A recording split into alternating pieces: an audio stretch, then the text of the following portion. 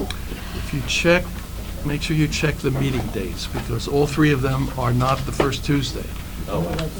Because of Labor Day, because of Election Day, and because of the Jewish holiday. One is on the second Tuesday and two are on Wednesday. So make sure you check your calendars, that you're aware of that. Okay, we have the minutes of the July 2nd meeting. Anyone have any comments, corrections, or additions to the minutes? I'll move them. Second? Things are good. Second.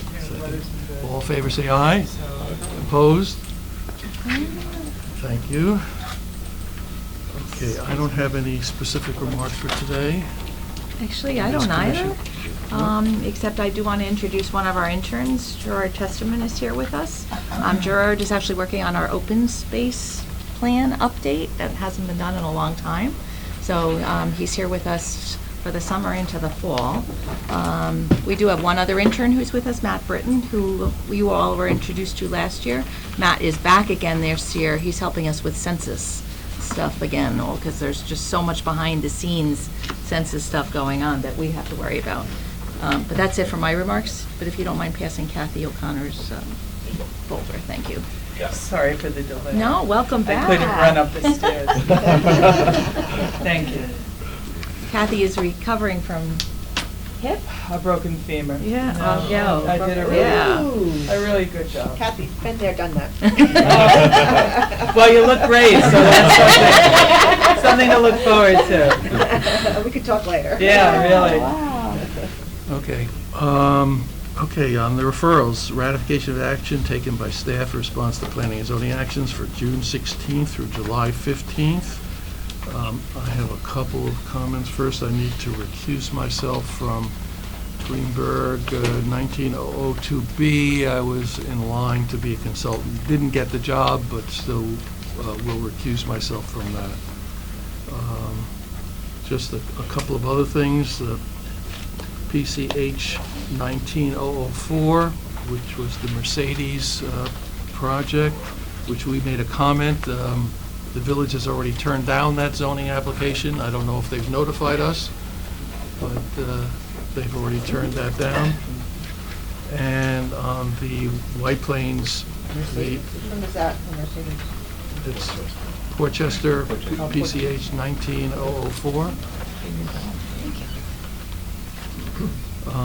On the White Plains 015, the old Y building, we probably should have put in the letter that that was a loss of important affordable housing. It will be well, no, I guess it has been. Has it been vacated? Yeah, but it's It wasn't. affordable by its It nature. wasn't Yeah. officially affordable housing by deed restriction or grant, but it in fact was affordable housing that's now being eliminated. I guess some units will be put in that building. If they require it, it actually might be outside the zone for the city. But we're now also, Tarrytown Y has now also announced that it's going to be closing its doors, which, Yeah, they have Yeah. people living there too. I was. yeah, 48 units at Which the one? Tarrytown Y. The YMCA or the White Plains, which one? Oh, Well, I just brought up the Y in Tarrytown, but we The were Y talking in about the Y in White on Plains. Marinick Avenue. Okay, I'm American. Yeah. Right. So these are SRO units? These are Yes, not, yes. so we're losing SRO units and most of the ordinances call for just regular apartments, is that Mhm. correct? Right. And then lastly, both New Rochelle projects that are on the, in the referrals, both our letters say, you didn't say anything about affordable housing. I don't know if we have heard back from New Rochelle, but neither project indicated that there was or was not going to be affordable housing. It'd be better if we had a clearer vision of that in the proposal. Have we heard back from you? I missed the referral file numbers for that one. Then it's New Rochelle. Both New Rochelle's, Yeah. both say, they don't say what they're doing about affordable housing. The ordinance requires it, so usually we put something in the letter saying, we know your ordinance requires this, so let us know. And I think, Have they let us know? no. We're adding that line to every letter now. Please let us know what decision you make, but we don't, like 2 municipalities respond. Lewisboro always responds. Isn't it custom to have 10% of the building or buildings? Again, New Rochelle's ordinance requires it. Right, as White Plains goes too, and we had that. Sometimes the White developers Plains are silent has on a it. very different, it can be Right. as low as 5%, it can be 10%, it can be, so you never know how many Exactly. units you're gonna get. Yeah, and I think it's important to know that we do get a response. We are trying to Yeah. remind the municipalities I know that they are supposed to be telling us I what know we're goes putting it on. in the letters, but Right. unfortunately, we're not always getting responses. I Right. wanted to point that That's out. part of the, Um, but sometimes it also takes years for all of the approvals to be in place before they actually, can respond to us. Okay, I know Rob has written up, and I think everyone has gotten a copy of his comments regarding parking, public transportation, pedestrian access, bicycles. There are a lot of comments there. I think it's probably best if we get a chance to read them, and certainly you'll take into account in future letters. I know that we do put in a lot of comments about bikes and pedestrian Sure. and public transportation, but let's try to take a look at this and see if we can fine-tune some of our recommendations. Anything That's else fine. you want to say, Ron? No, I think that's exactly right. It's the concept of reducing parking requirements, trying to unbundle parking from the cost of a home. You say, well, you wouldn't want to have dessert, bundled with your meal, because then everybody would be eating a lot more dessert. It's one of the things that is driving, more driving, and it's inconsistent with the Westchester 2025. And I apologize for not getting this out sooner. Maybe if we have time in next month's agenda, we can put a discussion of this on the agenda. It's fine. At a minimum, we can add it to, actually just add your comments of this, an attachment to the minutes. That'd be great. Okay, but if we do have a, Yeah, because there is only a small segment of the population that is capable of using bicycles. That is, people who are not transporting things, people who are old enough to be riding on the streets, and people who are young enough to have very good balance. So until we start providing tricycles, which older people can use, which I myself have, it's not very useful, and it's particularly in parts of the county that is very heavy. As Well, you it's know, important not- in some It's areas. only a very small segment of the well, population. but it is, I think, a legitimate concern, and what's been happening in New York City, 18 bicyclists have been killed this year by trucks, and providing safer riding areas, I think, is something that we should be responsible for, whether it's like in China, where you've got, hundreds of thousands of bikes, or in Westchester County, where there are fewer. I think still we have an obligation to provide for safety. No, and also that cities are moving in that direction. So I think that, that has to be taken into consideration. Any other? But I just think there's one more point I just want to make, and that is that, one of the businesses the county runs is Liberty Line is our bus service. And we have to always recognize that the bus service competes with people using other modes, including driving. And there's a quote by Donald Shoup, who's a professor of specializing in parking, who says, these parking requirements are essentially the fertility drug for more driving. And that's what we're doing every time we require lots and lots of parking. And on these New Rochelle buildings, which are lower than the total number of units, so it's better. But still, but the White Plains, 250 Mamaroneck Avenue, we really need to think hard about, what the impact of all this parking is doing to our bus system. Okay. Any other comments on the referrals?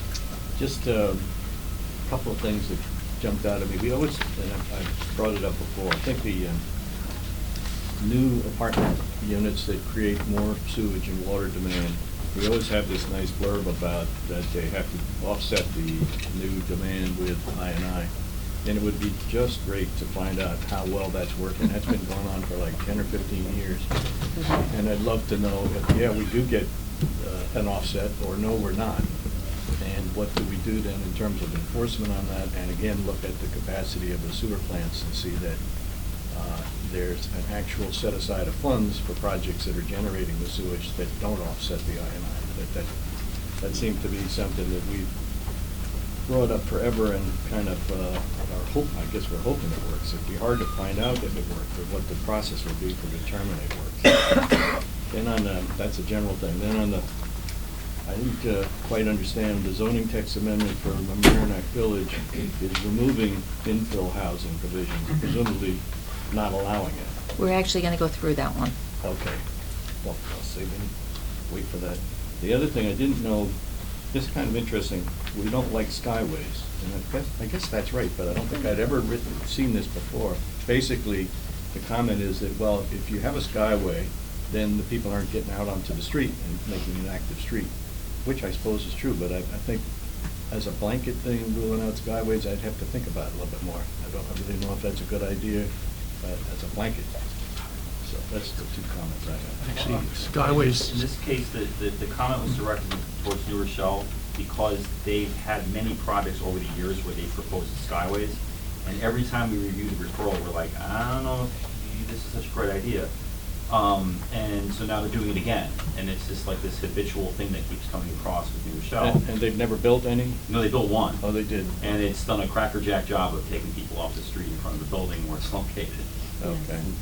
Right, so it takes pedestrians or foot traffic out of the. Yeah, it's It connecting. takes them out of the day-to-day. Right, it connects the Trump building to the New York City garage. Okay, I know, yeah, So I know. now, when you go to the Trump building, you just drive into the New York City garage. And you walk. Never touch that the way. street. Right. Okay. So they were gonna do like 2 more, like in the mid-2000s, we reviewed 2 other referrals where they were gonna add 2 more, so they would be a skyway system. Right. So that's how that comment came about. Okay. And New Rochelle is the only community we warned against that. Many years ago, when I was Deputy Commissioner of Planning in White Plains, there was a plan to have about half a dozen or more skyways between all the office buildings west of here. In fact, they made the architects of the buildings provide for a place where skyways could enter Yeah. into the buildings. They never built one because it works in Minneapolis when it's, 20 below, Yeah. 20 below zero. And also, there are underground in Dallas, Texas, where it's 110 degrees. But planners have really figured out that it kills street traffic and kills retail on the street. And we know that in White Plains, Main Street is a dead area, partly because of everyone pulls into the garages and never walks on the streets. Any other comments on the referrals? Can I have a motion to approve them as, well, Lisa, my recusal? With the various caveats. So moved. Sure, I'll move it. Second? Second. All in favor, say aye. Aye. Opposed, no? Okay, thank you. Referral of interest. This is one I know that Dwight picked up and I picked up too, because this is, relates to, I guess, the one that's in our referral package. Yeah, this is part 3 of what was the referral package, this is part 2. This is the 3rd time this has been referred this year. But we just sent the letter out in July. That's right. And it's been changed Again, since we sent our letter out? That's why we Yes. said Okay. we should bring it to you. Again, yes, this is the 3rd time, so, and it's substantial changes this time. As kind of a history of the application, again, this is the 3rd.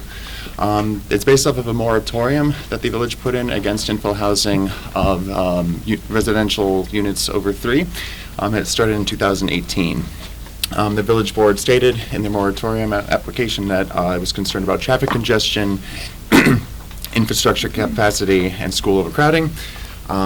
And yes, we did send 2 previous iterations of this to the board as local determination. So this is the 3rd one. It's more substantial, so that's why we're presenting it today. One of the big reasons why we're presenting it is it's going to affect the transit-oriented development district that Mamaroneck put in 2014. This TOD district established the infill provisions to develop vacant parcels. They were trying to kind of uplift an area north of the train tracks in Mamaroneck, so not downtown Mamaroneck, but north of downtown on Mamaroneck Avenue. It included some floor area ratio bonuses. One of them was for a neighborhood stabilization fund that allows developers to pay 10% of the market value of the additional bonus into a fund to help the Washingtonville neighborhood, which is next door. And there was another one for a kind of a street activated storefronts provision that allowed developers to take out 3,000 square feet of any street level commercial that provided an active street environment, and that wouldn't count towards the floor area ratio. And then the village actually received some awards from the Westchester Municipal Planning Federation and the New York Planning Federation because of this. They figured they were doing a good job to try and uplift this area through a TOD district. So, there's the lasers. So essentially the original application that we received was just to actually remove all infill applications along the Boston Post Road corridor here. This is the train station here. And other areas in the commercial districts were going to kind of retain their infill housing applications. Now, they're allowing a reduction, not a complete ban against infill housing, but a reduction along the Boston Post Road corridor.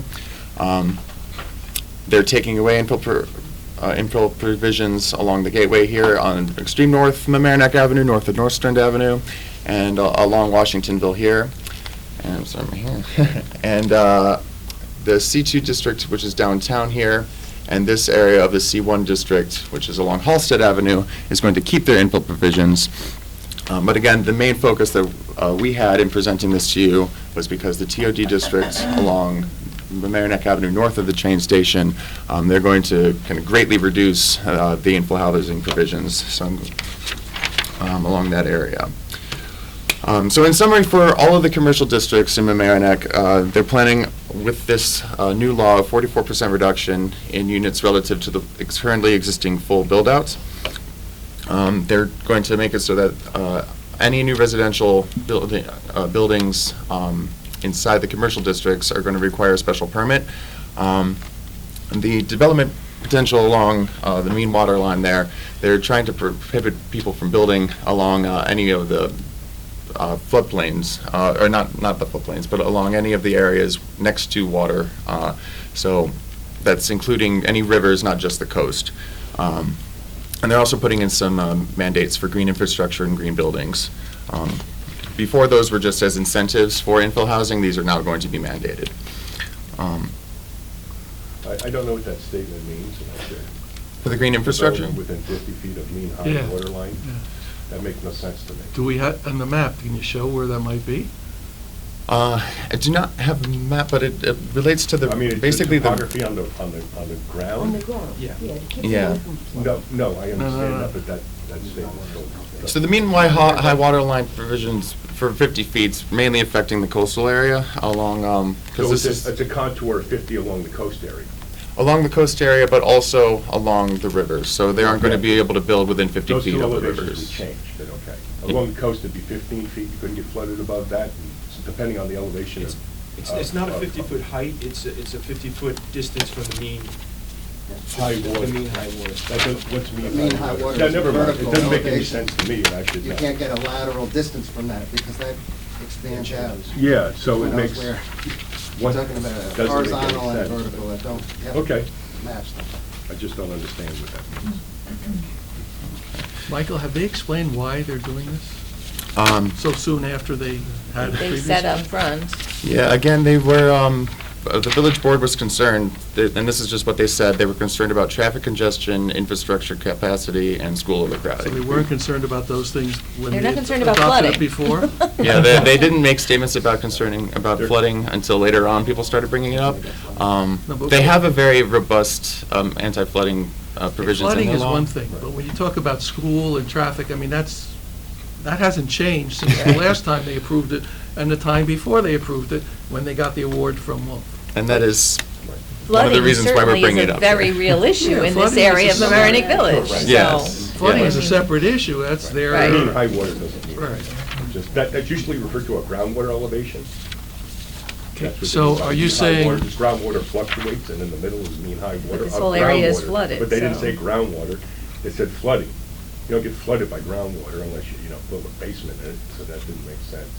What their concern is, they didn't like, I was village engineer under a consultant for the last, for 5 of the years I was with Woodard and Kern. They're concerned about just TOD, all those areas that were built, there was a lot of concern about that. Along the Post Road, all those condos I approved. But that overlook the harbor, that are, the luxury Yeah, condos, right. they're concerned about those also. And the, Concerned- where they- Concerned about why? I don't, it's not Mamaroneck kind of thing.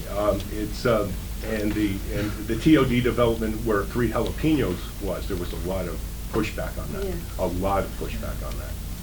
Many hearings went, 15 hearings for that one development alone. Because? Public concern. I don't have to. What is defend the previous slide, was it 771 is the build-out, now it's 44% less of 771? 771 would be the build-out under the current application. It was The build-out was 1387. 1387. Oh, it was 1387? Mhm. We're losing 600 units. Yeah, 691. Potential units. Yeah, that's what they put the moratorium in that's residential 3 or more. They just wanted to These- stop everything. They thought that, America was getting too high, I guess, or, they wanted to limit development of apartment-type structures, especially along the Post Road. Yeah, I'm actually going to go over some of the changes that they're making to the individual zones, Okay, because go it's on. kind of complicated. They're Sorry doing a to- lot to different sorry to areas. interrupt. Go on. Nope, no problem. Okay, they are including some minor changes to the affordable housing section of their law. They're clarifying about that every commercial zone that they're putting residential in, they need 10% for and affordable housing units. They're actually specifying that if it's 5 to 10 market rate units, they need 1 unit of affordable, and if it's 11 to 20 market rate units, they need 2 units of affordable housing. They didn't have really any specific rules about the period of affordability, so that's why that's included in there. They're setting it to specific years as opposed to in perpetuity. And they're adding that cannot be distinguishable from the outside, and that the affirmative marketing program needs to match the county's plan for that. And they are giving some dimensional bonuses if the whole building is going to be affordable housing. They're not changing anything because they're mandating some of market rate housing, but if it's the whole building is affordable, they're going to give some dimensional bonuses for that. Okay, so within the different zones here, again, the 3 zones that they're taking out any infill provisions are north of Nordstrom Avenue on Mamaroneck Avenue here, and this area along Washingtonville there. This area by the bay here is a different zone, so that they're also taking out infill provisions there. That's along where Mamaroneck Diner is actually, and some docks. Sorry.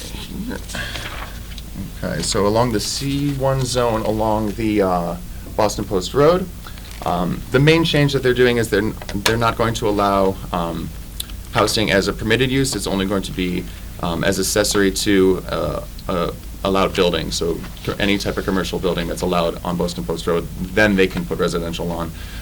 But along the Mamaroneck Avenue in the downtown and along Halsted Avenue near the train station here, the infill provisions are remaining, so that is going to be allowed with a special permit again, but a whole residential building can be built in those areas. And again, this is the C1 district, this is the C2 district here. In the C2 district along Mamaroneck Avenue, again, residential uses are allowed as a primary use. They're only making some minor changes to allowable building heights, and any development that includes residential portions will have to be 5 residential units or more. And again, the main reason why we brought this before you today is along the TOD district here. They're decreasing the functional floor area ratio from 1.2 to 0.8. They're reducing the development potential for infill housing through various dimensional requirements. They're lowering heights.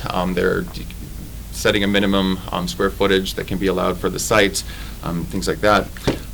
And they're also removing the neighborhood stabilization fund and the street activated storefront floor area ratio bonuses, which is going to take away a lot of infill development potential. In fact, the study that Mamaroneck gave to us said that there's going to be a 58% reduction of units allowed as infill in the TOD district relative to the current full build-out there. So again, that was why we were presenting it to you, because they're making some substantial changes from the ones that they sent to us before. So if there are any questions? Can Wolf take the award back? Can I just ask a quick question? Probably has nothing to do with you, but maybe Hugh knows. Anything further with the Hampshire golf course? I know that's been a hot topic, building houses. Yeah, when I was there, that was, again, had about 10 meetings just on that alone. It was just, and then, well, we got as far as the scoping, and then it seemed, I haven't been in touch with that lately. but, it was a very controversial project. It hasn't been referred, we haven't seen that lately. Yeah, that- But I don't know what the status is, but it hasn't sent to us, There- yeah. There were a lot of things opposed on it. The access to, a lot of that was through the town, which is, a municipality, we're thinking of that. So it was access problems and school problems, and every problem you could think of was coming up on that one. And thinking about the mean high water, 50 feet's not along, that must have been the coast. That's only along the coast, maybe they think mean high water is the sound, but 50 feet. It's nothing. Is nothing. So It's not just that's a- what they were That's it. talking about, was Yeah. 50 feet from the mean high water, which between high and low tide. Yeah, it's You'd not just probably along the still get wet coast. if you were 50 feet away, so that's what they're thinking of. Maybe they're talking about overhangs, or, I Yeah, don't know. it's not just along the coast, it's along the rivers too, in Mamaroneck, so, for commercial zones. Yeah, but, Which, yeah, again, that would one be of the hard to problematic define rivers mean high crosses right water of a there. river. That's it. Was there a traffic study that accommodated, that went along with this, that basically showed that the congested roadways couldn't handle?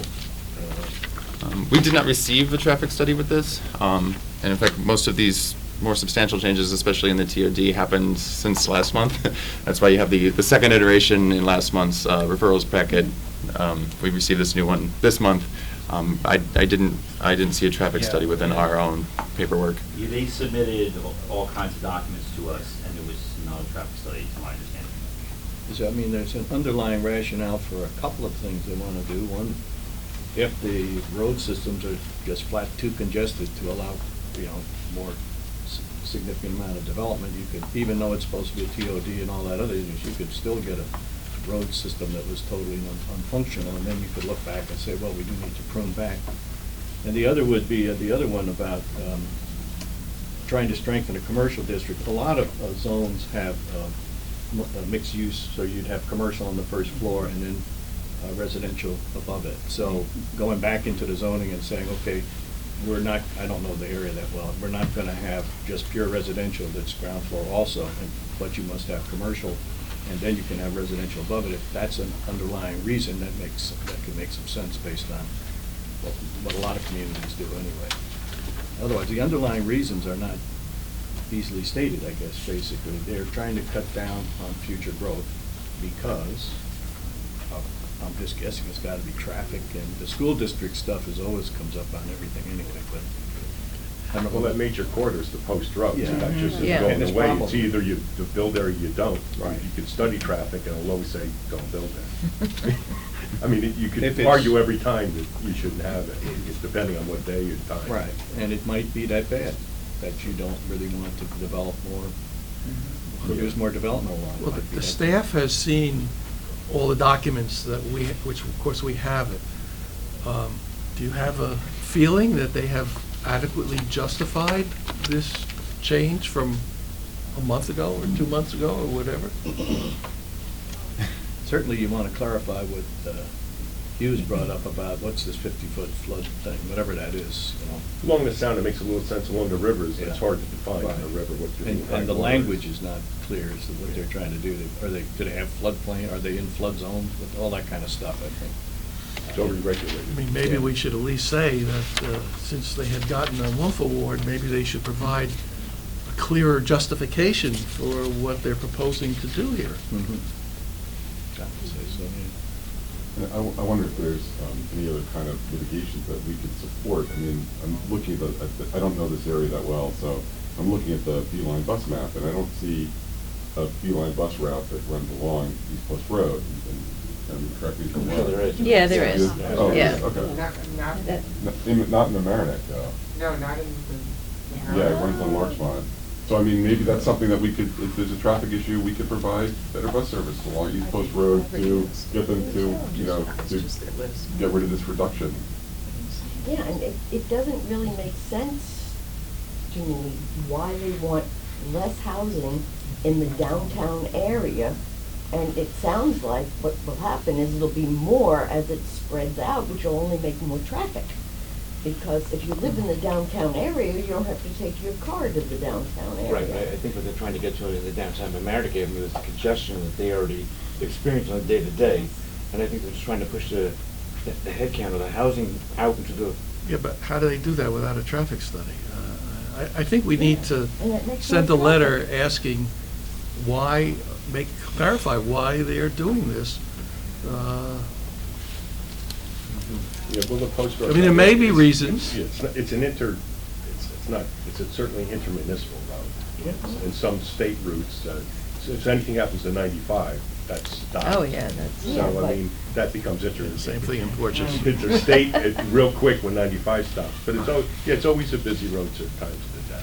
But they are apartment units, and generally they don't coincide with those air times, you know, or add to it that much. Well, I mean, if this came clean, first time, maybe, but this is the third version of a proposal that won a WUMF award. I think we need to pay a little bit more attention to having them give their reasons for doing this.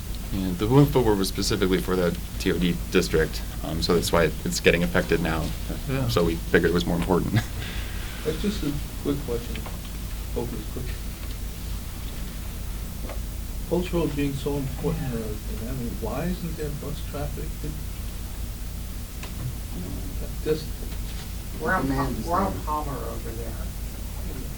And I don't know the history behind it, but it isn't, so far, I'm looking at my map right now, it's probably about a third of a mile or so along Main Road between Palmer and Post Road. So it's narrower than it is, like, say, in Larchmont, where it's like a much wider. I'm familiar with the area. There's a lot of traffic on the Post Road because there's also the high school. So actually the bus route is on Palmer Avenue, which is about 2 blocks away. It's not like a huge, It's always distance. considered to be part of the Route 1 corridor, being on Palmer, so even if it's a 2-block walk, there's a certain distance that we consider to be a reasonable walking distance to a bus stop. So that route starts in the Bronx, and it goes up Route 1, and then, yes, it does go on Palmer, and then it goes to White Plains. Okay, why don't you draft a letter, send it out to the board members? Is there a deadline? Friday. What about? Well, he said that they said that if we can't get it by Friday, it's okay, but they're having a meeting, a hearing on this on Monday. Well, let's get it before if you can get it out to us, but definitely send it out. If you don't get responses back from us, definitely send it out. Okay, we'll try to get it out today or early tomorrow. Okay, that would be good.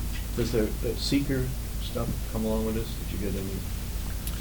They had a, I forget which level it was, but there was environmental review for it, yes, because there has to be.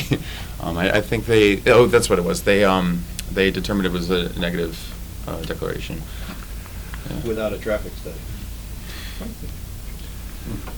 Okay, let's move on. Matters for planning board action, amendment to the draft planning board report of the 2020 capital project requests, which we just authorized last month. Right, and since July 2nd, when you adopted the planning board report on the 2020 capital project requests, the Capital Projects Committee for the county approved its recommendations to send to the county executives for his consideration, and then that he sends his recommendation to the Board of Legislators in the fall. So the difference between what your planning board report, what you commented on, and what the Capital Projects Committee sent to the county executive, there was an $18 million reduction. It went from what you had seen about $314 million gross capital projects on your report on July 2nd. That's just the 2020? And that's just for 2020. It was reduced down to approximately $295 million, so that's about $18+ million in reductions. A lot of those have to do with capital budget amendments that actually were submitted during the year that have already been approved by the Board of Legislators or are soon to be approved or with the Board of Legislators right now. So a lot of that reduction has to do with those CBAs and capital budget amendments that are with the board or have already been approved. So what we have before you now, part of that change there were 3 projects added by the Capital Projects Committee that have been submitted in their package that has gone up to the county executive. So I'm going to talk you through right now. You've had some materials on them. There's 3 new planning board reports. There's one-sheet descriptions of the projects with your board's recommendations. So I'll quickly talk through those. The first one is called Hilltop Hanover Infrastructure Improvements. And the project will fund repairs, rehabilitation, and improvements of buildings and infrastructure at Hilltop Hanover, up in Yorktown, New York. The buildings, utilities, fencing, parking, and driveway areas and other infrastructure are in various states of decline and in need of repair and rehab. Part of the project will also do some study of further infrastructure repairs at the facility. And that is for $875,000 in 2020. So again, it's a new project for 2020. The next project is electric vehicle charging stations and infrastructure. This project will fund the installation of electric vehicle or EV charging stations and associated infrastructure at various county locations.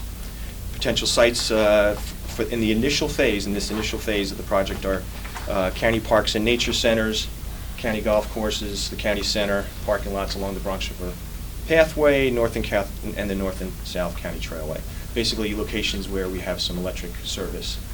Again, this is an initial phase. It's for $1 million in 2020. And the third project that has been added is an automated parking payment system.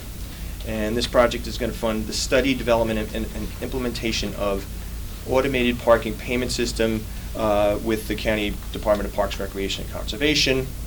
The first phase of this project will study the feasibility of automated parking systems at all the parks facilities that already charge for parking at parks facilities. The study will explore alternatives such as gates, ticketing systems, and the development and use of smartphone apps. A second future phase will fund the design and implementation of the systems. And again, this is in 2020. The new project is for $250,000. So. Can I have a motion on these amendments to the planning board report for the 2020 capital project request? I'll move. Second? I'll second. Any comments? Yeah, are these charging stations going to be free or are they going to be paid for service? You swipe your credit card. If you're a member Okay, of so the they are, public. they are not. Some of gonna- these are for the public. That's the Right. parks facilities, basically, because that's where the public Right, have right, access. right. Some are for our own Right. garages I where understand that. employees would park, and they would also pay, or we would have county-owned vehicles that, of course, would Of course be not not. charged. But it's a reasonable charge, too. Yes. And it's set by some Yeah, standard. New York State Power Authority is using $15 a month per employee. So if you have an electric car and you charge it in their facility, they have a similar five-story garage below ground in White Plains garage.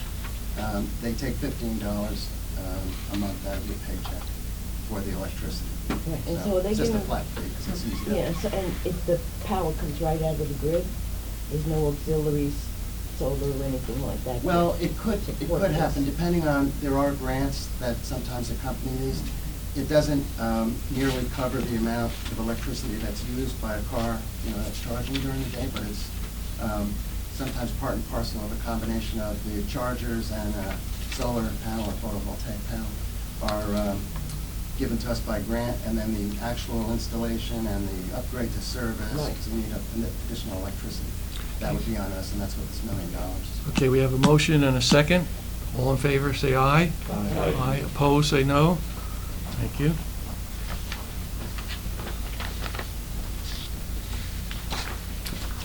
A separate item on the agenda is a capital budget amendment, and this is to actually move funds from 2020 into 2019. And it's for a project called Interior Infrastructure Repairs for the White Plains Complex. And you're all familiar with this project because it is for the design and construction of the replacement of the lobby security screening equipment here in our building in MOB. So They had hoped that the project could last until out to next year, but it has since more quickly deteriorated and it's having some problems. So for in 2019, it's $425,000, a capital budget amendment to move it from 2020 into 2019. I have a motion. I'm motion it. Second? Will that repair what we see downstairs now? Yeah. Right. We've all had our fun pushing and pulling those. Okay, all in favor, say aye. Aye. Opposed, no? Okay.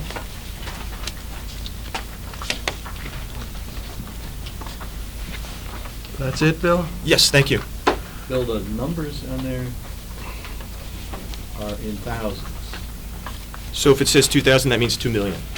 And so, are you looking at the Yeah. B-15D? Yeah. So originally, it was recommended that there be $2 million in that project for 2020. Only 425 is being moved to 2019, and the balance of that is actually going to another infrastructure project in White Plains. Okay, next, Housing Implementation Fund for 11 Garden Street, which we just recently, in April, made a recommendation. Jane, would you like to tell us why it's back on the Yeah. agenda? I just want to mention that the president of the developer, Dave Gallo, president of Georgia Brickman Ventures, is here today. Okay, in April, you approved $4.5 million for two developments in New Rochelle, 11 Garden Street and the Church Division Street site. As you may recall, New Rochelle allows units in one building, affordable units in one building, to meet the set aside for another building. At that point, the board approved it with two caveats. First of all, they said that the units if they approved this $4.5 million, the units in the Church Division Street site would be the only set aside allowed from the units at the Garden Street site. And secondly, the board resolved that going forward, they made a recommendation that we only support units that are within the same building. So after that, the developer decided to withdraw its request for the funding of the Church Division Street site. So in the resolution, you'll see, and I'm going to come back, Richard has some comments afterwards. I'm going to talk now about what the planning department recommends. So you'll see in the resolution that we are recommending. I'm sorry, so I have resolution A, I have resolution A, resolution B. Yeah, just look at resolution A for now. Okay? Thank you. And so we are requesting three things in this amended board resolution. First of all, to reduce the request for funding from $4.5 million to $2.5 million. Originally, we had asked for $2,150,000 for the 11 Garden Street site, and the costs have increased, which Anthony will talk about a little bit, so we're requesting to increase that amount to $2.5 million. And also, because we're no longer requesting funding for the Church Division Street site, we're requesting that a paragraph, it's in the second to last paragraph on this page, about the fact that that the set-aside can only be used for, set-aside of units in the 11 Garden Street site can only be used for the Church Division Street site. Anthony, do you want to mention what the increase in funding Sure. at 11 Garden Street is? As the plans were further developed, with, stormwater, typical lighting that the city requires, the streetscape, we had a more detailed set of plans. Based on those plans, did an updated takeoff and estimated the costs to be increased. So the cost is for design, the bid documents, the construction, and the construction management, so that's why the number is now 2.5. I want to mention that there's 219 units in the building, but only 196 of them are below, at 60% or below of AMI. So we're only buying down the affordability on those 196 units. The amount they're requesting per unit is very, very low compared to other requests we've had recently. It works out to $12,756 per unit. For point of reference, the 645 Main Street in Peekskill the funding was at 98,000 per unit, and at 1621 Lincoln Terrace in Peekskill, it was at 102,000 per unit. So this is a very low funding request. We also support it because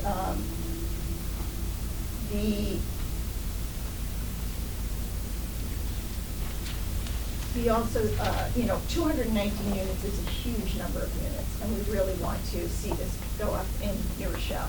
It's a transit-oriented development right by the train station. Now, I want to talk a little bit about what Richard has suggested, or do you want to talk? I want to talk about that. Yeah, why don't we let Richard? But can you, apparently there's some change in the funding of this project from the state, which will impact some of the units. Maybe you could explain that to us? You're talking about the ESHI funding? unit. Okay. Yeah. Do you want to talk about it, or? Sure. ESHI funding? Okay. Sure. Good morning. My name is Dave Gallo. I'm president of Georgica Green. Thank you all for having me today. Just by way of background, Georgica is an affordable housing developer based on Long Island with the mission of creating sustainable and quality affordable housing. We are very active on Long Island and hope to start developing more in Westchester. We're as far east as Amagansett, working on the first affordable housing in Southampton, and really right through to Coney Island on two particular projects. The funding for affordable housing is a constantly moving target. There's obviously, this particular project is in excess of $100 million. When we work with the state and follow the funding sources, this is the only thing that we do at Georgica is affordable housing and layering in different sources of funds in order to make projects feasible. It is common for developers like myself as a for-profit developer to partner with a not-for-profit developer. That not-for-profit developer in this particular case that we are looking to work with is New Destiny. New Destiny is a not-for-profit in excess of 20 years old that has a focus on housing domestic violence victims. We are currently working with New Destiny in our second building in Coney Island, which is also 216 units. Through that process, we've grown to know Dr. Carol Corden, her organization. We had a very successful closing with the state, New Destiny, back in November of this year, and we are currently under construction. We had looked at this particular project. This site does not fall in a qualified census tract, and by virtue of that, and there's really nothing we can do to put it in there, but there's about a loss of $10 million of equity to the project. So as a way to add sources of funds to the project, if we bring New Destiny to the table, we could add ESHI. ESHI is a supportive housing initiative that the state runs. In this particular case, we were looking at doing 35% of the units, 77 of the units set aside for formerly homeless domestic violence victims. We would have New Destiny work with those particular residents through a couple of different organizations. My sister's place, Hope's Door, and the YMCA in White Plains. So these residents are currently living in Westchester, or most likely living in Westchester. And for us, it adds some sources of funds to make the project feasible. And affordable housing is either feasible or it's not, right? It doesn't increase or decrease certain fees for the developer. In this particular case, New Destiny would be sharing and the developer can earn, but it would help us get this project over the finish line by adding some additional sources. But also, I think, creating a better project. We really like New Destiny. We like the population that they serve. We think this particular location next to the train will really open up avenues for affordable housing, but also either mothers with or without children having access to a great building that's sustainable and affordable over the long term. My organization will be sort of the lead on it. We always act as the lead in these particular situations, so we'll be making all guarantees. We're an owner in the project. Our affiliated management company will be managing it, and I know that there's been some questions as to the population, and I just want to address those. We, in any of our buildings, regardless of the population, whether it's low income, middle income, or even market rate units, we have full camera access at all of our buildings. They're pulling up on my phone right now. I have access to every building that we do. We work with the technology consultant that actually will help place in-unit building cameras and outside. We actually end up, from our position, creating a much safer area in the community, because a lot of people will come and ask us to have access to our cameras should there be an incident. So so we'll have that. The building itself will have access control, so if you're not a resident, you will not be able to access that building. Only residents will have a key fob access, and they will be able to enter the building. The front door, there will be a security person there that will also be checking in residents in and out of the building. So the building itself, and in any building. That's 24/7? In most instances, it is 24/7, not in all. I mean, depending on the community, we're a little early to I don't, it's possible that we'll have 24/7. It's certainly the majority of the day that's there, although in some of our buildings we do. With respect to New Destiny and them vetting the particular residents, I have a letter from Dr. Corbin, who's looked into this and has prepared it for the planning board. And she kind of addresses from her perspective that the residents that will be moving into the building, have been removed a few times before they're there and are not a threat or safety hazard to the building or to any of the residents living in there. For anyone that would like to reach out to her and talk to her, she's certainly available to do that. But the residents, and from our position, we don't want to have a building that's not ready for occupancy for all of the people living there. This is 77 of 219 units, so it's a component, but it's certainly not the majority. Anyway, I'm here to answer any other questions that you may have. Do you have other buildings where you have this mixture of both domestic violence victims and other affordable?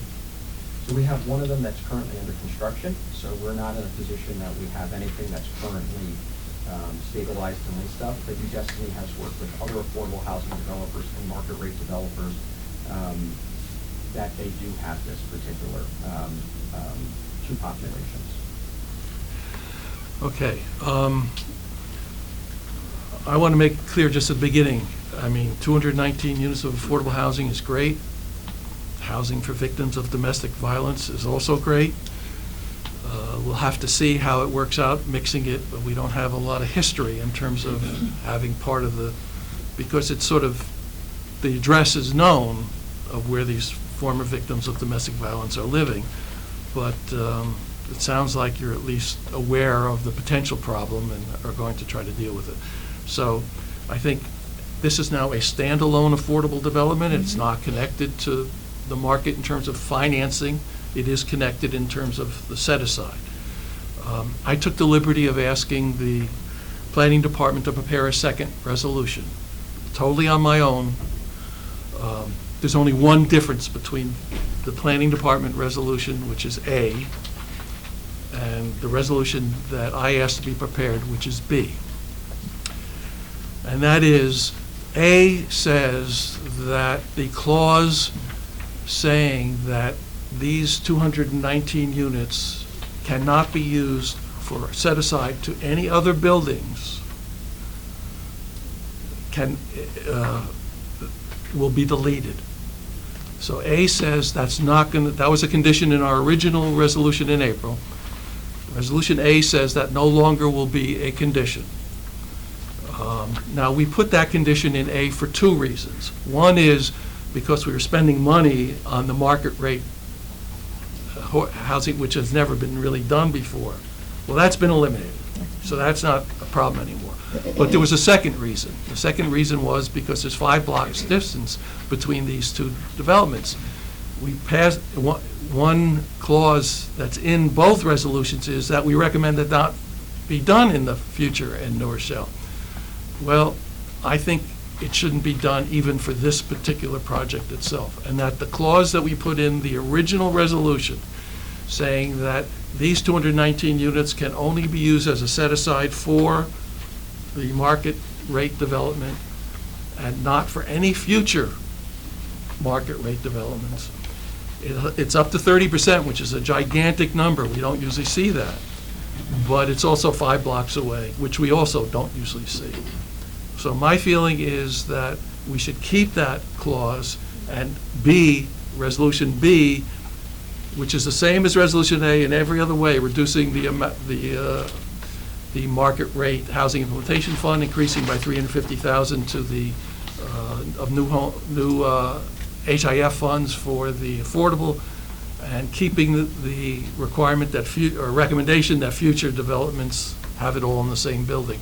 So there's just that one difference. Now, I know we have both the county legislator here, and we have representatives from New Rochelle here, and I thought that maybe we would give, briefly, if we could give some people a chance to speak, if they would like to. Yes, sir. Damon Moore, county legislator for the district in which this sits, this project. I'll try to be brief to do a lot of things. First, there's still the issue that was raised previously by... Could you speak up just a little? Oh, sorry. It's still, as far as my constituents are concerned in making this palatable, we still have to discuss the fact that this is developer RXR, not David's company, but the developer RXR, who, for, I guess, sort of the sponsor or the prime contractor, or whatever you call it, contract party with David with respect to the property, putting all their affordable units in effect with one day, and we're concerned about ghettoization. Now, I've sort of gotten over that to a great extent, if everything else is okay with this, by virtue of the fact that this is going to be a wide range of affordability, 30% to 80% of AMI, and we're trying to get around 60% average.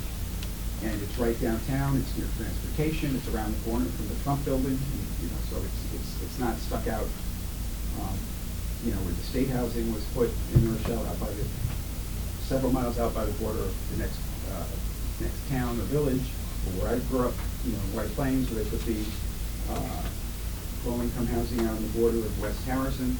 This is downtown, so, but be aware that this is pretty much it for what RXR is trying to do.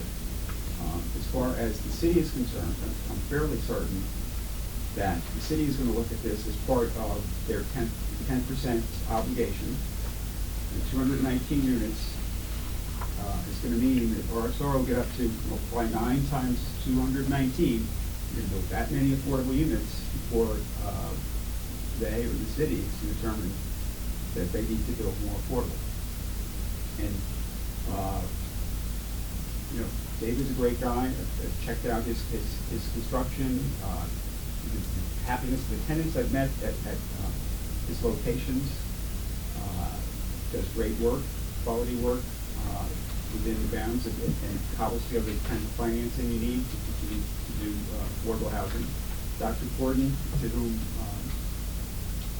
David has referred, tremendous organization as well, in operation for 25 years. Nonprofit doing social services for domestic violence survivors, and organizations that owned and operated its own, managed its own smaller buildings. This is kind of their foray into larger buildings, where they're taking out partnerships and they're having other people manage. And part of, I've learned all this in the last couple of weeks, and that's part of my problem, kind of the opacity of this whole situation. I don't know if any of you knew that this was this very admirable sounding thing, and in practice quite admirable in many aspects, was all about. But my concern for my constituency is, first of all, having told them all throughout this process, and because the idea is generally affordable housing, that we're doing it for people who are in need, in the community, not just New Rochelle, but Westchester County as a whole. And provision here is for just 8 units of housing at 30% of IMA, the general population. So I had raised that issue, 8 out of 219, and again, this is going to be it for RXR, unless they do the full build out they're talking about, there's no bumps along the road, financially or otherwise.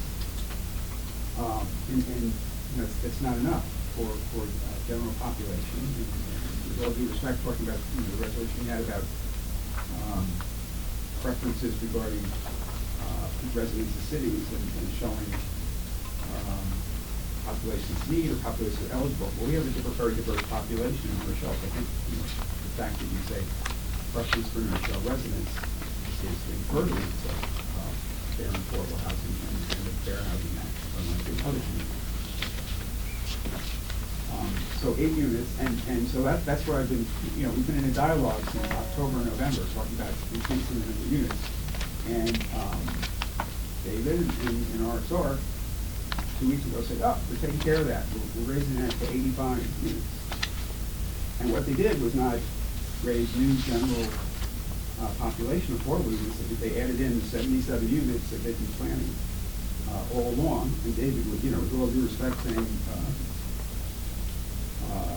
funding sources, the moving target, and that sort of thing. I finally got a letter over a year old saying you were working with continuum of care, and you talked to people at my sister's place and that sort of thing, which none of us, I don't think any of us knew that. So, and to say it's a moving target and going with this funding source, that sort of implying he didn't know about it, and he didn't know about this kind of issue, which you knew how to, you knew it arise because basically NDH has worked in New York City only, primarily, very much so in the Bronx. So I don't know what the guarantee is that even among domestic violence, formerly homeless, that we're going to have New Rochelle people work in the Westchester people. And the other point that I find disingenuous, and I don't know what the finance aspects of it are, talk about schools. That's what everybody talks about when we're talking about new housing.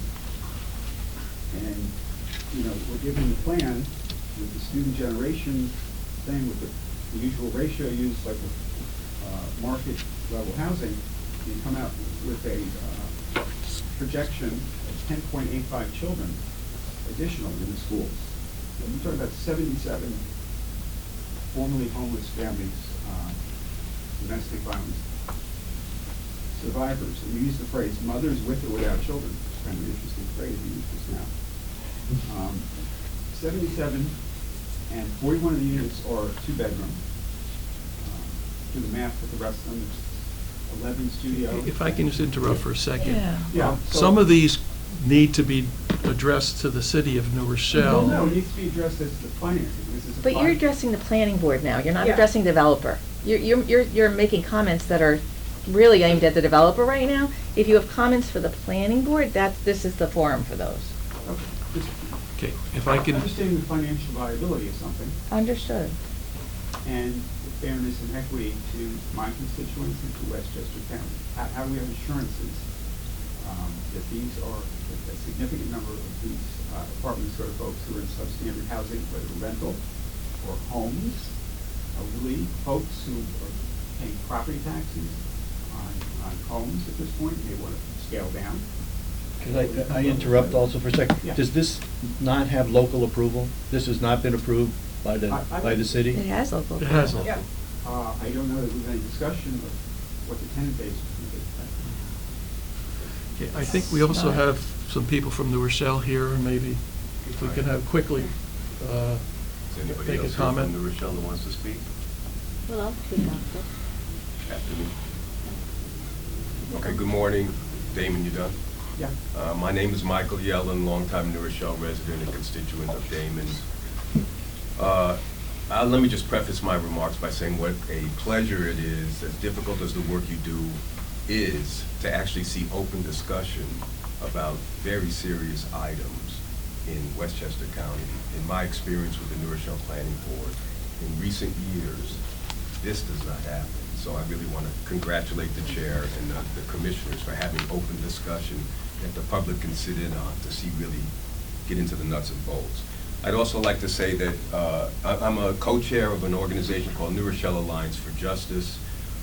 It is a faith, community, labor organization, and we are engaged in trying to get some equity out of the redevelopment of New Rochelle. We are in discussions with RXR. We have met with David Gallo, and David, I really do appreciate your openness and willingness to speak with us. Having said that, we are hopeful, New Rochelle Alliance for Justice is hopeful that this will become a model project for the city of New Rochelle. We have had discussions around that, and we are still hoping that it would be. My concerns and criticisms, or our concerns and criticisms, are based on the way the planning department in the city of New Rochelle has gone about this business of this particular project. and it has no reflection on Georgia Green. It has no reflection on RXR. I want to make that very clear. These are not concerns and criticisms of Georgia Green or RXR. As a resident and citizen of New Rochelle, there are criticisms or objections to the way the New Rochelle Planning Department has gone about trying to meet the 10% demands, even go beyond them to get these 219 units, which is a wonderful goal. The devil is in the details, right? So our objections are, and they have been expressed in some form to the city of New Rochelle, that this project would segregate people by socioeconomics, which is against, I'm not a planner, I'm just a regular guy. It appears to be that this is not really what planning does these days, is segregate people by socioeconomics. So that's number one. Number two, as it's been expressed here, and it's contained in Resolution B that the chair mentioned, that this would allow RXR to bank future affordable units in this project. Meaning, I don't have to tell you, they'll be able to go market rate for a number of projects and meet their 10% requirement in this project, and that we object to that strenuously. The third piece is that, and you all, I believe, and correct me if I'm wrong, were able to get L&M to a 99-year affordability time period on the 14 LeCount Place. I might be wrong about that, but that was my impression. So we very much appreciate you pushing the city of New Rochelle from 30 years, which is what the city generally does, to 50 years, and New Rochelle Alliance for Justice would like in perpetuity is what we would like, but we understand there are, that might be asking too much, and we would like to go on the 99 years, much as you did L&M at LeCount Place. So again, it's segregating people by socioeconomics. It's banking future projects, affordable units that RXR will not have to build. And this is against RXR model. They just opened up a building at 360 Huguenot Street. The 10% affordability is in with the market rate. That's why they've gone to Georgia Green. It's not their business model. And the Department of Development in the city of New Rochelle has advocated for this and brought us to this discussion today. So I thank you for the time. Thank you, Mike. Jimena, would you like to say something? Yeah. Would you like to add something? As our New Rochelle representative. Yes. I agree with, keeping the amendment. I think it's really critical, and by the points that Michael is making, that affordable housing means that it has to be inclusive. That's what we all want. And having, a building that's just affordable housing, it's not inclusion. We all want affordable housing, right? We all want to be able to afford where we live, but not just in one place where then we are segregated. There's wonderful development in New Rochelle, but it needs to be that we're all part of the city. I know there were some comments that were made by another board member that then when the children are going to school, they're saying, where do you live? Oh, I live in that building, right? So that's not what we want. So there's really an opportunity here, to make things, more equitable. I think also, increasing it to 99 years is something also that we should really look at. That it shouldn't be, this limited amount of time when they're, it's going to remain affordable housing. And also what, I am hearing from many people from New Rochelle is that they find it quite disturbing that other developers are also looking at this and looking to see what's going to happen with this, what decisions are being made with this board, where developers are being allowed to use the affordable housing in one place, and then for their future developments, they don't need to have anything. So I think it's a really important decision that we need to make, and I also appreciate that developers here as also as other people from the community. Thank you, Jane. I just want to make a couple of comments. First of all, I can't stress how important it is to have these supportive units, housing units in this building for the formerly homeless people in the DV shelters. I mean, there is a huge need for this, and the fact that you know, maybe, Damon, you don't like it, you don't want it in your community, you're worried about it in your community. I don't think I don't think he, you know what he he's didn't say saying. that. Okay. No, I've heard a point of personal privilege on that, because Okay, that's I'm an sorry. implication that, No, I didn't I didn't like mean- that, but I will say right off the bat, I spoke for an hour and a half with Dr. Gordon. She's convinced me that these are folks, as David, I think, said, are at the point beyond which there's the danger of the batterer, Right, to right. use an old term, abuser, or whatever the terminology is, to come back. The greatest danger is at the time the grave. Yeah. Okay, let the minutes state that the county legislature did not Yeah, state that he no, was I'm opposed Back, to I'll give domestic you a violence. statistic. It's like a 1% per year issue of some sort among Okay. the families. who- Okay, Jane, you want to continue? Rate Yes. because of the age. I didn't mean it that way, that you didn't want them. I meant that it wouldn't be serving, you wouldn't be taking people from New Rochelle, is what I wanted to finish. But, you know, the whole point of the settlement is that the people from the local communities, you know, it has to be marketed to a 5-county community. So what I meant to say is that they wouldn't be from New Rochelle. And Right, that- Again, New Rochelle people will have an opportunity, have an just like opportunity. everyone else. Right. But I also want to say, you know, that's really important. Also, about Richard's point about, you know, keeping the restriction in there for the, you know, the Church Division Street site, the set aside only being for that building. First of all, I think David will address this, the building doesn't work financially if we keep that in there. It just doesn't work. I mean, it's nice to say that we want to do that, but it doesn't work financially. The building, it doesn't go ahead. And to give up, Wait. yeah, because, well, I mean, it's easy to say that. I No. mean, I don't see any reason why that would impact any of the grants, any of the subsidies. well, the money. Yeah, is RXR providing any additional subsidy for the rest of the units? No. So, No. it doesn't take it away by doing that. Yeah, but being able to sell the units to other places That rather doesn't than change church. David's pro forma. Yeah, I think this is perhaps like maybe the boring section of like financing affordable housing, but ultimately, these grants, unlike in Westchester County, what the state will end up giving in addition to the tax credits are actually grants converted to loans, which earn an interest rate. And a lot of the interest rate accrues and becomes a balloon payment at the end of the 30 or 50 years.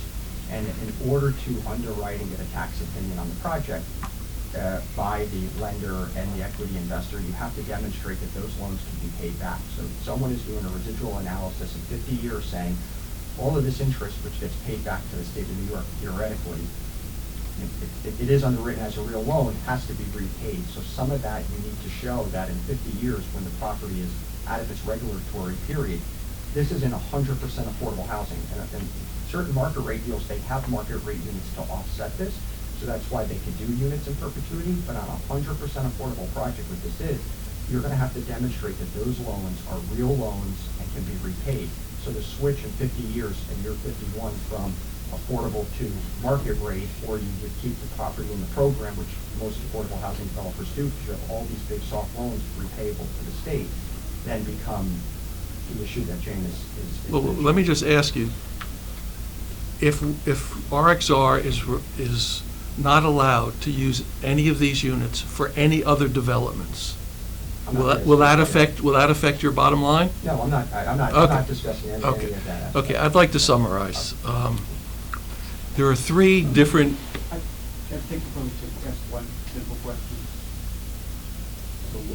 So address. Address the board. If you can ask the question, I guess. Would it affect the finances we have to reduce the number of DV apartments by 15 and add that total to the 30% of AMI, which David and RXR is representing, all of these represent 30%, batching them is 30% AMI as well, in order to get to your 60% average throughout the building. Understand the question? I understand the question, but we have before us a proposal. And I don't know if this is the venue for negotiating. I'm not saying it's a bad idea, In fact, I probably agree with it, but I don't know that this is the venue for negotiating. I just want to summarize by saying that there are really three separate bodies that have to decide on this. We have the City of New Rochelle. They've already decided.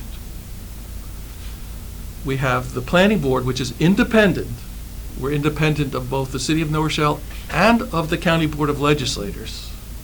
And then we have the County Board. If the county, New Rochelle has said, fine, RXR, you can put all your affordable units in this one building. You don't have to build any more affordable units up to 2,000 total. You don't have to build any more affordable units. New Rochelle has said that's their policy. But in order for this project to work, they need housing infrastructure funds.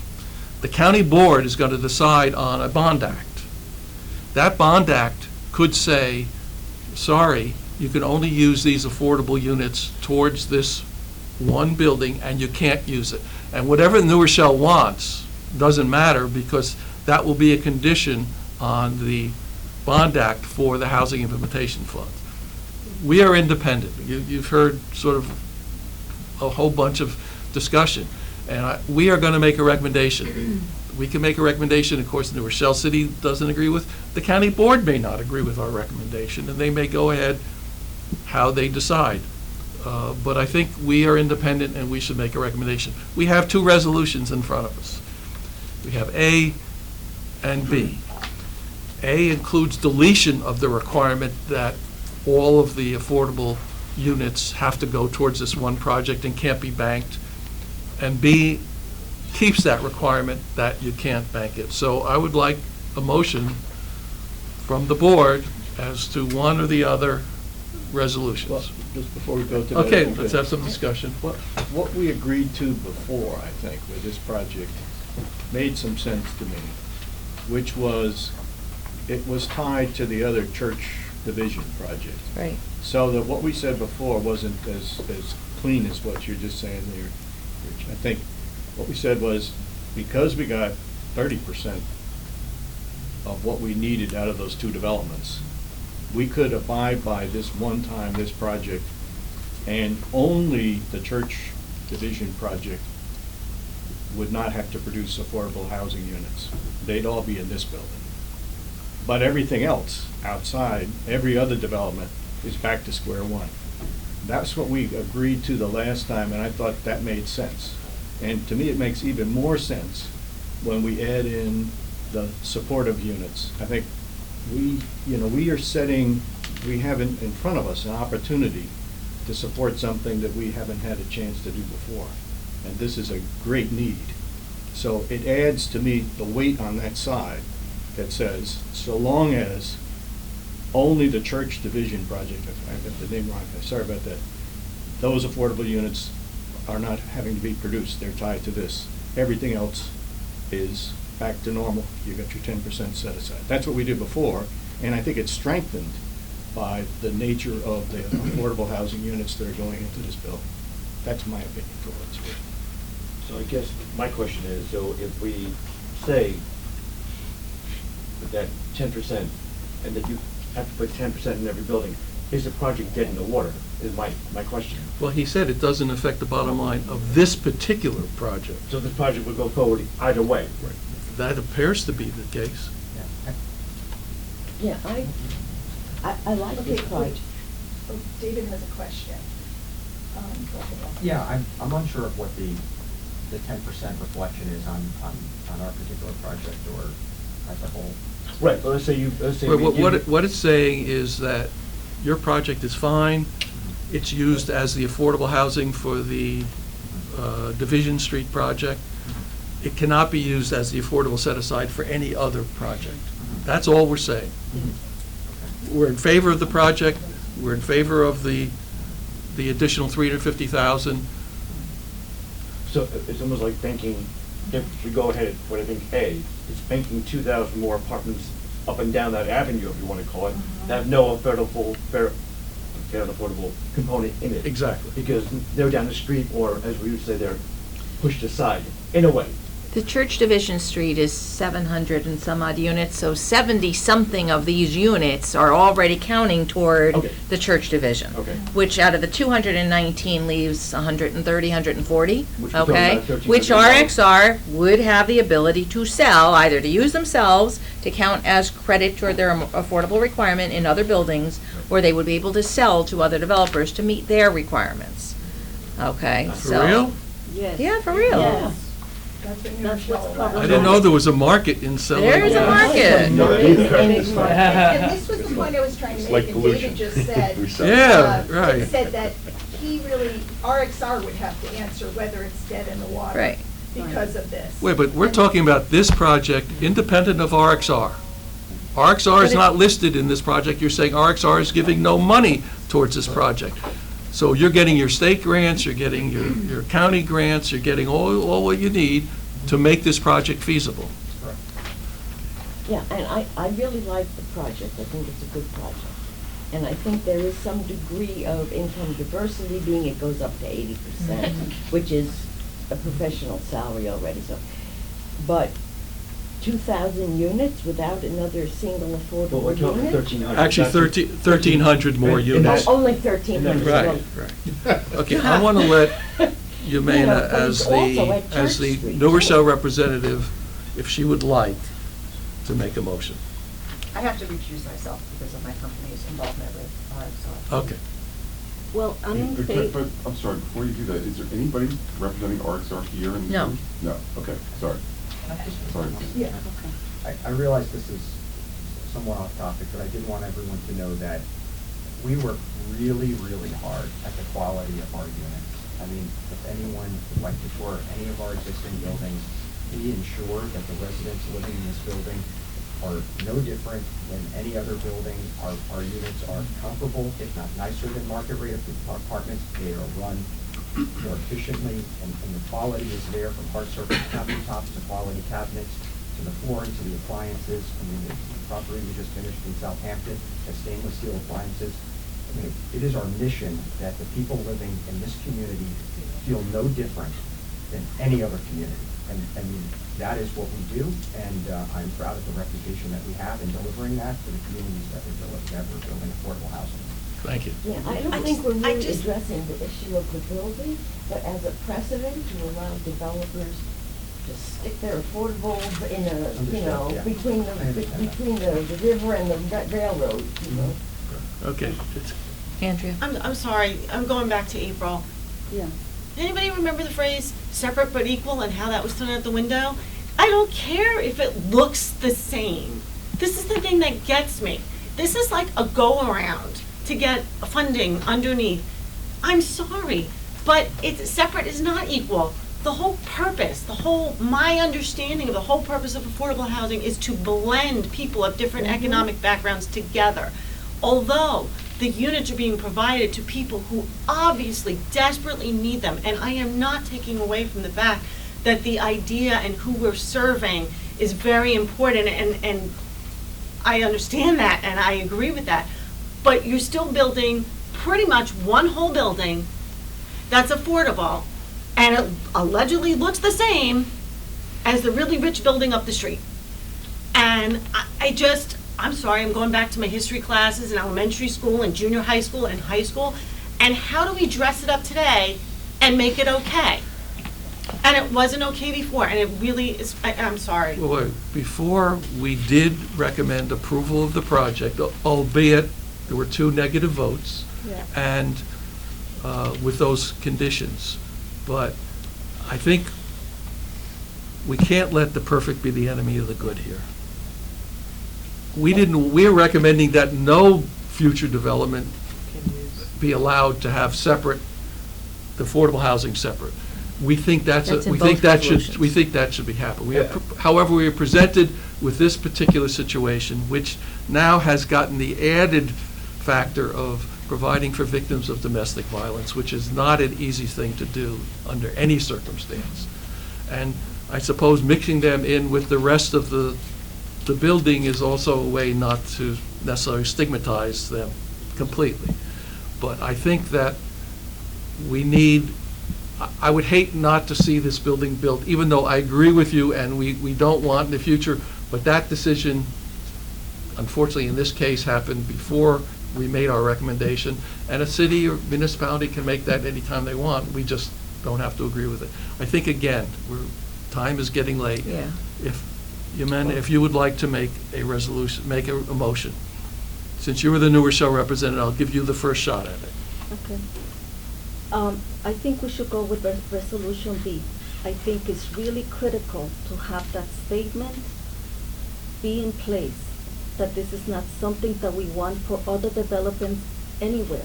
I also commend, this developer for, what he's doing in regard to bringing, various communities that need this type of housing. I think it's important to have it. I'm glad that he's saying that this is going to be equal in every aspect to other developments. I think that's important. But again, it should not be allowed to be used for other projects. Can I have a second? I second. All in favor, raise your hands. Opposed? And one recusal. I just want to put on the record, I don't want to put words in Andrea's mouth, she's opposing for the reason that she stated before. Yes. Not necessarily she wanted A versus B, but because of the reason she stated before. Correct. Okay, that was a long way about. I hope you'll invite us to the groundbreaking and the ribbon cutting, and good luck. And again, thank you for coming. And County Executive, I guess you now have Not yet. a hot potato. Legislator. County Executive. Not yet. Whoa! Excuse me. Not yet. County Legislator, you now have a hot potato in your lap, and I guess we'll see what happens. Could I just make a quick suggestion? I suggested this before, but with all this work going on in New Rochelle, is it possible to have a meeting in New Rochelle where we could do a walking tour? Yes. Because I really. We're actually already working on that. We're just, it's too hot to do it in August. Yeah, just a little longer. Yeah, New Rochelle's actually already agreed to do that, so we are going to set that up, yes. Okay, well, One little quick comment, if Yeah. I would. It's always good to just see what those income limits provide. So we keep thinking, I think, some people, I'm a commissioner of the public housing in Peekskill. It's very, very low income. Mhm. But we also have developments that are affordable for moderate income. Mhm. It's a very different world. So you keep those, whenever we talk about this, keep those income limits in mind. It's a Yep. whole population of people that have regular jobs, just regular people. It's not like taking all the poor people and jamming them together. And I think that, bringing that up, I was going to bring it up, but we voted anyway. But I think it's very important to know that population of moderate income people is pretty darn interesting, folks. There's a lot of good work that's done around here. So bringing that in, and then still trying to serve the very poor, in this case, still trying to reach out for these poor women who've gone through kind of living in shelters and in SROs and other places like that, and bringing them into something, a nice apartment. That's pretty darn important. Yeah, and this building has 60%, 59% average affordability, which is the same as the one in 645 Main Street in Right. Peekskill. So it's not a low-income building, and that's even figuring in the eShop. But Okay. that number, Okay. what's the number for a family of two for 60% of the median? It's about. we got it Family right of two here. with 60%, 57,750. 57,000 at 60%. Yeah. There's a lot of people that Teach have yourself. jobs that's what they earn or less, so. I just want to repeat also that And they go to Resolution B was my idea. Well, good for you. Well, I don't want to take credit or blame, but I just wanted You to. get credit. Yeah, I may get both on this, but I just want to make that clear. Okay, matter for board discussion. Draft letter to Westchester Medical Center Yeah. regarding, We're not going to get to the last mobility okay, study today. regarding We'll hold off on that. reinstatement of the bus stop. I know this is something that Rob brought up when we had our meeting at the medical center, and you have in your package a map which indicates locations, so. We're actually proposing, probably for the first time, that the county planning board do a joint letter with the transportation board regarding this particular bus stop at the medical center. So Naomi, you're going to take us through this? Yes, as well- Norman mentioned, we had a draft letter in the packet from both boards, from the You transportation. left out a part about the safety, I just want to point that out. That's fine. It's very important, and that letter, it really should, the reason that we're here is because it's a safety issue, there's a high risk. I mean, we do road reconstruction on a daily basis, we have detours, we do construction on buildings, and it's never as safe as the completed project. You're always detouring around, that's not the same as the finished road. So here we had a temporary condition that we were putting up with for the construction. There was really no other way around it while they were constructing the ambulatory care building. It's very disappointing to see that the hospital no longer wants us to put the bus stop back in the vicinity of the front of the building. Can you give us the logistics on the actual aerial, or Naomi, somebody tell Yeah. us? Because the Yeah. planning board has, Naomi, the you- planning board is not familiar with this, so. Before, we, you know, just, you know, One as member is, back, I just want to start with some background, and Go then, ahead. of course, after, but please, you know, feel free to add. But I just want to say that this dates back to about 2016. We had meetings with the design consultant for the hospital, and then that's when the discussion started as far as the construction of the ambulatory care facility. And the plans that we approved, our Public Works Department approved, are shown The on the permit list. that the park, Yes, that the we gave a Department of permit. Public Works Yes, approved. We gave a permit for that, and the area circled in red shows the bus stop being reinstated there with a small layover area for the buses, okay?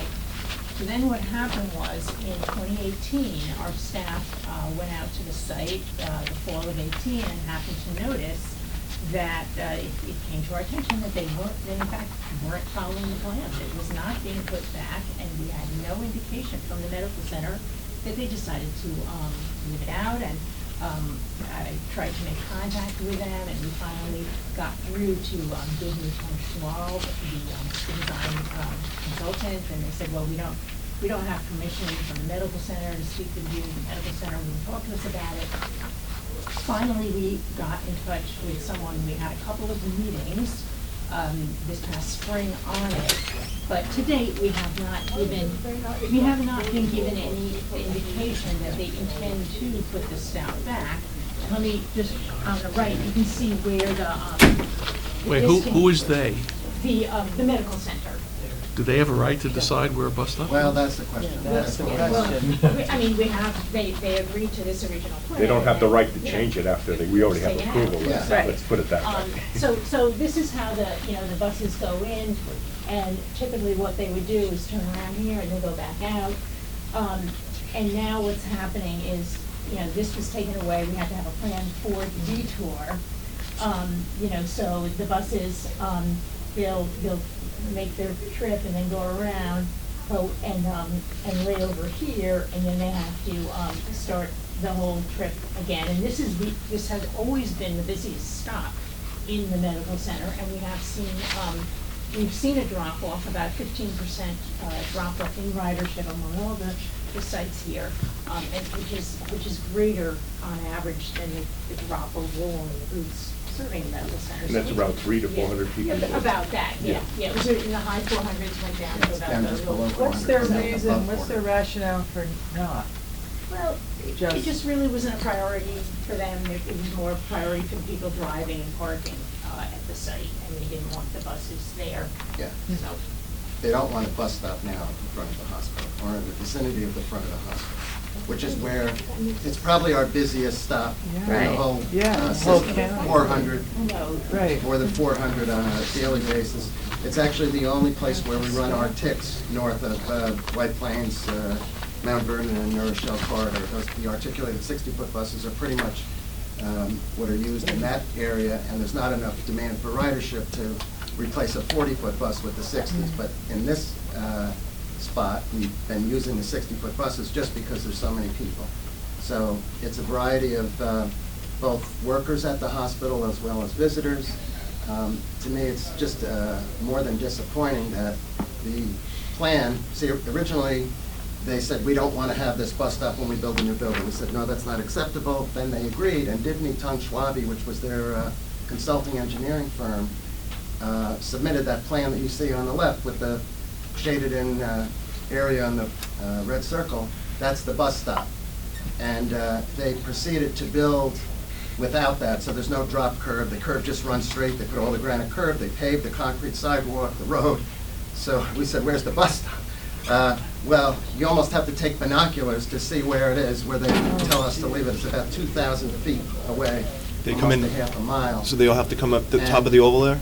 Yeah, and people have to walk across hill and dale, and that's if you can walk. And No sidewalk. Yeah. Go through parking lot. we're very conscious of the disabled community. Every single bus that we have has a wheelchair lift at great expense, both operationally and initially, as far as the cost. And we regularly go around and spend our own money, county money, to upgrade bus stops and shelters with wheelchair accessible spots, ramps and so forth to get across streets, to get at the bus stops. We have 3,000 bus stops, 330 bus shelters. We're constantly doing that. And this was a step, it's almost like you woke up on the wrong side of the century. We're back to just drop them off more or less on a main road. We have Woods Road, which is where they're saying just drop them off and that'll be fine. That was okay when it's a temporary solution because we couldn't be that close to the construction. The people still had to work there and they still wanted to visit, but it's not practical for the bus to compete with bulldozers and excavation equipment and so forth. But just the, I don't think I've ever been to a meeting where we were just so shocked that the plan, you almost could roll it up and light my cigar with it. Really, I don't know what else you use that for because, and it's their drawing. It was the hospital's engineers that submitted the drawing. We're holding $26,000 in deposit fees for the permit, which we issued based on that. After discussion of where the bus stop should be, they agreed. They had their consultants draw that up and then proceeded to build it and eliminate it, just unilaterally. So the transportation board was quite upset, and we had a meeting just a week or two ago. And also, I don't know just what authority the planning board here has. I mean, this, it's on the Valhalla campus. It's a county parcel, but the area that we're talking about, the hospital has, I think, a 99-year lease that they're into about year 40 or so. So we clearly don't have direct ownership, but this isn't just anybody. It's part of what was originally a county facility. They come to us for permits, and then, now I guess they're just going to test us to see how long we can last. So, I'm just baffled that we were treated that way. And if you get let off in a wheelchair, or even if you're infirm, I don't know how you would make that trek to the hospital across grass. Well, it's one thing if it's a summer day, but what happens when it's icy and snowy? Nobody's plowing the lawn. You don't see snow plows going up the lawn so you can have a path to run your wheelchair or even walk there. What would happen if you directed your bus drivers to pull up right in front of the main entrance, right there, and say, that's where you're going to drop people off? There's not enough room now for them. No, to do it. well, you'll block traffic. That's Yeah, too but they- bad. they And can't the turn curb- around. It's just not curb cut wide is Wait, enough. there's plenty of, looks like there's plenty of room where they could manage Yeah, a, because that was what they were supposed to do. Yeah, they didn't but build it's it much that way. more- They didn't it wasn't build it. built and that so, way. but there are cars in parking lots and stuff. I mean, there's nowhere for, that a bus, Buses allow not could make a larger- quick U-turn, but could circle to make a U-turn? Yeah, they can't do it. It's like, why did they, this building was built not for county residents. What? It's exclusive. And their employees also use the bus. Yeah. Right, Which is right. just, just keep. We're talking 400, 500 people. Yeah. A day. I mean, we're not talking It's about one a of our couple of busiest people. stops north of White Plains. We Probably even have a more so. letter here, and we can send a letter, and you say you have 26,000, which obviously isn't gonna They're not be gonna- any No, leverage. They're not gonna. Do we have any other leverage? Does the county provide money to the budget? Well, I think this letter goes a long way, and I'm sure there's probably a legal path we can take. We'd rather not get that way. We'd No, like of to course, cooperate with of them. course. But this think it's- will wake them up. We want to get a little stronger with this, with the risk. Safety. With risk, we're going to add a couple extra words. Yeah, we There have been suggested- some recommendations back from board members that they'd like to be a little stronger on the safety Yeah, issue. just- I would like to yes, do that also. and send this letter out. Also, remember at the last planning board, when we were out there, they danced around the issue, and they still continued to build after that meeting. So, they're avoiding it, and as Bud said, the transportation board, there's three ways to say, Yeah, what did you say? There's yes, no, and hell no. And That this was- It wasn't even a no. Yeah, it's like, just As a go matter of away. fact, they don't and even we'll want see to you have later. their engineers. For whatever, can we have a motion to support the county's letters? I'll motion it, for sure. I'll second. All in favor? Good. And Well- just one thing that I know always comes up with a planning board, when you have a developer, they sometimes will try to reduce the amount of parking spaces for cars because it's expensive, every bit of 20,000 a space to build a parking lot. With under the guise that you're going to have mass transit available, I'm going to have X number that kind of make up a number sometimes of people that are going to use this facility are going to take a bus. And I'm not even sure how the parking was arrived at there, whether the bus was an integral part, but it normally is on any planning study for how big a parking lot should be for a facility. So it's all fine on the front end. We're going to do this. This is the plan. We have our guy. And it's almost like two 10-year-olds, two kids. I really didn't mean that. I'm not doing it, you know. And that's after we point out that you're not doing it. So Maybe you had enough. yeah, it was just, I just can't believe it. But- So now it's very expensive and it's going to be difficult to recreate. Okay, But- as we're strongly in favor of pushing Thank you. the medical center That's to. why we brought it to you. I mean, Rob brought this up when we had our meeting Right, out exactly. there, and I mean, he took the bus, and Yep. I offered to drive him back to the bus stop. Right. It was a long. No, You have it's, to walk down the road, it's like ridiculous. Okay, well, People complaining about Well, you know, it's You know, like the- a road again. how about- It's a temporary detour. You complain while you're on it. how but about you you're have, gonna fix it, how so about you I have don't- the unions at the hospital, get them involved to, it's their members who are stuck I out in think- the middle of I nowhere. think it will turn around once they find out it's just, they're gonna lose the battle and become embarrassed at one point. Yeah, I think. You all make a reason why they Again, don't want the bus this is a there. public meeting. I don't know if any reporter is going to watch this. but, Right, someone's gonna get a hold of this. Someone's and going I to get a think hold of they'll it. Yeah, what reason could they possibly have for not wanting the bus? They don't want Everybody can have their anybody own without opinion a on car. it. It's the to aesthetic. stop it. It's the aesthetic. Okay, we've gone slightly longer today, but I think we did some important work, and can I have a, wait, Kathy? I'm sorry, just one quick thing. Could anybody tell me, maybe Hugh or Bud, who owns the road that the Westchester, Miller House is on?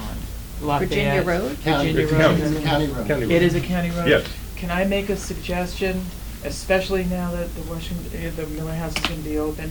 If you're coming from Kensico and you're going through Lafayette. Well, Lafayette is a town road, Oh, okay. but the It is so Virginia Road is a dangerous. town road. I don't know if you guys do it. I do it a lot. And the Miller House is on the left, to inch out. And that road is so populated with landscapers and everybody else. I'm thinking just a mirror so that you can literally see if it, because they have the right of way. When they cross over the tracks, they have the right of way. And you almost have to go into the lane before you can see whether you can go we or did not. have a plan to have Never one mind. way in and one way out of the Miller House parking lot, so that you can't come out on the one that's closest to the hill, because you have very limited sight distance there, so that would be the way in. Right, And then you right, right. circulate Maybe out I and go out, the one closest to the. But I appreciate that, but coming from Benfield Electric. Oh, okay, you're on okay, Lafayette. if you're heading to Stop and Shop, when you stop at that stop sign, the visibility to see who's coming, and they have the right of way, they don't have a stop sign. I'm telling you, I do it, I literally, luckily I haven't been Take a hit. deep breath. But, yeah, No, it's there- like, there- whee! We'll And that- we'll look at it. Yeah, we'll have to- There's yeah, other but it is North signage and Castle stuff. Road. Mirrors aren't great to get dirty, too. I mean, I'm sorry? usually that's not a solution. That's for a driveway, that's good for public access. Maybe they should make it a one-way going in. as opposed Yeah, to coming out. we'll look at the. That's a big cliff right there, but It's, the tracks, right there, and it just I causes. go it a lot, Yeah, and it's. right. It should be a one-way going, like, Yeah. we'll call it Like, northbound. we are as opposed to southbound. That's North Virginia Castle's Road, right? full of it. Virginia Yes, Road you're this absolutely way, right. but then if you go up, it's Yeah, Lafayette. and the cars go Lafayette fast is- through that. Yep. And giant trucks. Yeah. Yeah, concrete plants. Yes. Okay. Okay. Good. Did we adjourn? A motion to adjourn. I think second, all in favor? Aye. Okay, thank you, everybody.